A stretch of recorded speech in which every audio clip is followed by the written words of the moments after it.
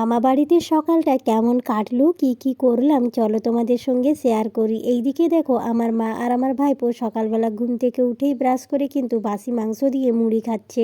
আমি ঘুম থেকে উঠেই তাদের কাছে একটু বসলাম আর বেটুর সঙ্গে কথা বলছিলাম। বেটু কিন্তু এই দ্বিতীয়বার হলো তার মাকে ছাড়া রাতটা পেরোল, কারণ সে এখনো বেস্ট ফিট করে। এর আগের বারও আমাদের সঙ্গে মামাবাড়ি এসেছিল, তখনও কিন্তু আমাদের সঙ্গে রয়েছিল, কিন্তু রাতের বেলায় কান্নাকাটি করেছিল অল্প একটু। এবারে কিন্তু সেই কান্নাকাটিটা করেনি। আসল কথা হচ্ছে কারণ এবারে সে কিন্তু এক ঘুমেই সকাল করে দিয়েছিল। তার কারণটা এটাই, যদি রাত্রে উঠতো তাহলে হয়তো কাঁদতো মায়ের বেস্ট ফিট করার জন্য। তো হ্যালো এভরিওয়ান, গুড মর্নিং। তোমরা সবাই কেমন আছো? আশা করি সবাই ভালো আছো, আমিও বেশ ভালো আছি। তাই তো সকাল সকাল সুন্দর একটা প্রকৃতির ভিডিও নিয়ে চলে এলাম। এরকম সুন্দর সুন্দর প্রকৃতির ভিডিও দেখতে কার না ভালো লাগে বলো তো। আর সকাল সকাল কিন্তু মেঘলা করে আছে, মেঘটা তো তোমরা দেখতেই পাচ্ছ, আর মনে হচ্ছে বৃষ্টি আসে। সকাল সকাল কি সুন্দর যেন একটা মনোরম পরিবেশ। আর ওই দিকে দেখো দুটো পায়রা প্রেম করছে, কি সুন্দর দেখতে লাগছে তাই না? আর ফুলগুলো এত সুন্দরভাবে ফুটেছে, আমার তো ভীষণ ভালো লাগছে। বৃষ্টি আসার আগের পরিবেশটা কিন্তু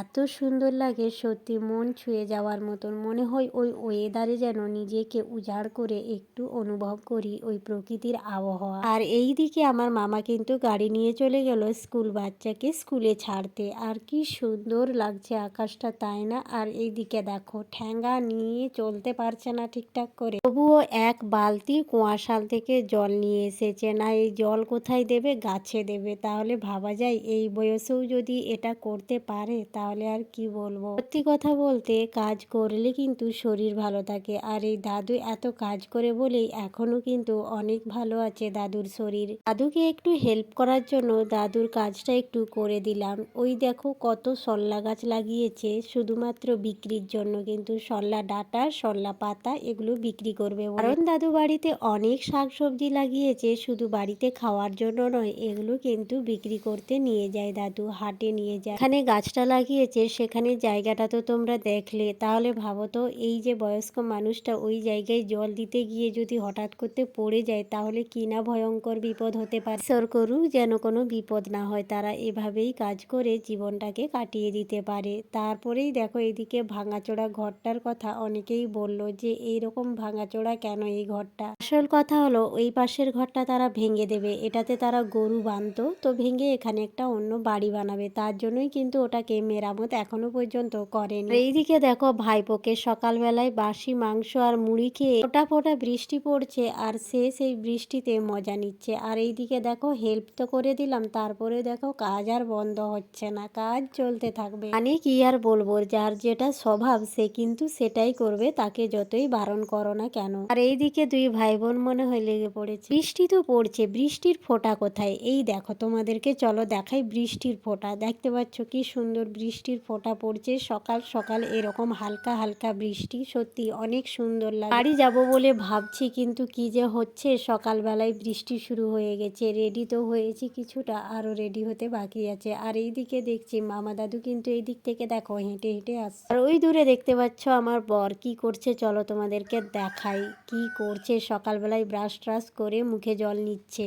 আমার তো সকালবেলা অনেক আগেই ব্রাশ করা হয়ে গেছে, এখনো কিছু খাওয়া হয়নি। আমার মামা দিদার কাজ দেখো এখনো পর্যন্ত কিন্তু সেই ভোরবেলা থেকে উঠে কাজ করেই যাচ্ছে। এখন এই যে গোবর ফেলাচ্ছে গরু। আমার মামা দিদা কিন্তু পরিষ্কার পরিচ্ছন্ন থাকতে ভালোবাসে, সব সময় শুধু ঝাড়ু দিতেই থাকে, একটুও নোংরা হতে দেয় না। আর আমি এদিকে চলে এসেছি রান্নাঘরে, চা করে নিচ্ছি। দেখো কি সুন্দর হয়েছে চায়ের কালারটা, খেতেও কিন্তু দারুণ লাগবে। আর আমার মা আর এইদিকে একটা মামা দিদা দেখো সকালবেলায় এক গাদা বাসনপত্র নিয়ে বসে পড়েছে। খাওয়া দাওয়া কমপ্লিট হওয়ার পর বৃষ্টিটা কিন্তু থেমেছে, তার জন্যই কিন্তু আমরা ভাবলাম চলো তবে এবারে বাড়ি যাওয়া যাক। আর এইদিকে বাড়ি যাওয়ার আগে সবার আশীর্বাদ নিয়ে নিলাম, দাদুর সঙ্গে কিছু ভিডিও করে নিলাম আর কিছু ছবি তুলে নিলাম। কি বলতো, এই ভিডিও আর এই ছবিগুলো যখন আমি ফেসবুকে পোস্ট করব, এগুলো কিন্তু আমার কাছে সব দিনের জন্য একটা স্মরণীয় হয়ে রয়ে যাবে। আমার মা আর মামা দাদুর সঙ্গে ছবি তুলতেছিলাম, সেইখানে দেখো আমার ভাইপো কিন্তু ঢুকে গেছে। সে ভাবছে আমাকে কেন নিচ্ছে না ছবিতে।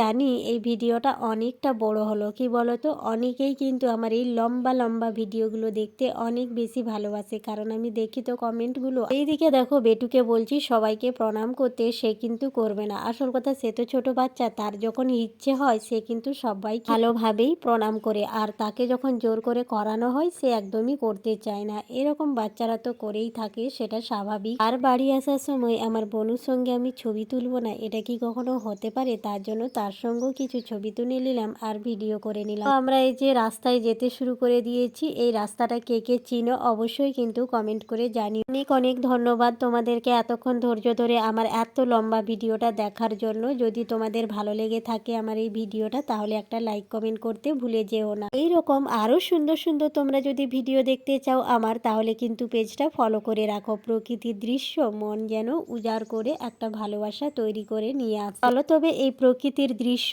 দেখাতে দেখাতেই আজকের মতন ভিডিওটা এখানেই শেষ করি। সবাই সুস্থ থাকবেন, ভালো থাকবেন, ধন্যবাদ।